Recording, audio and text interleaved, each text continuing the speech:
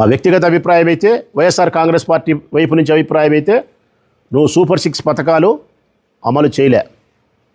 నాలుక మందం మాకు కాదు. అబద్ధాలు చెప్పి ప్రజలు ఏం మాట్లాడినా దులుపుకొని పోయే నీ శర్మమే మందం. ఇది కాదు, తప్పని నిరూపించాలనుకుంటే పీక్ 4 అనుసంధానం అనేది కాదు, 1500 డబ్బులు. నిరుద్యోగ భృతి 3000 రూపాయలు, 20 లక్షల మందికి ఉద్యోగాలు.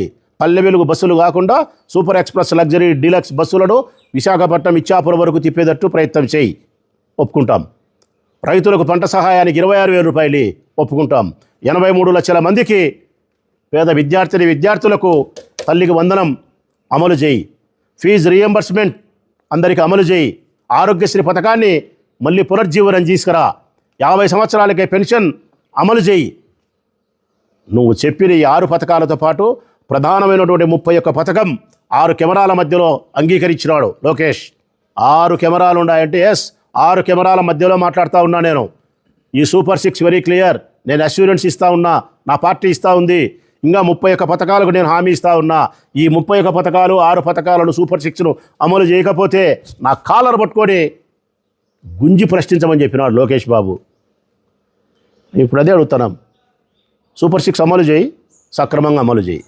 చెప్పిన 31 పథకాలు అమలు చేయి.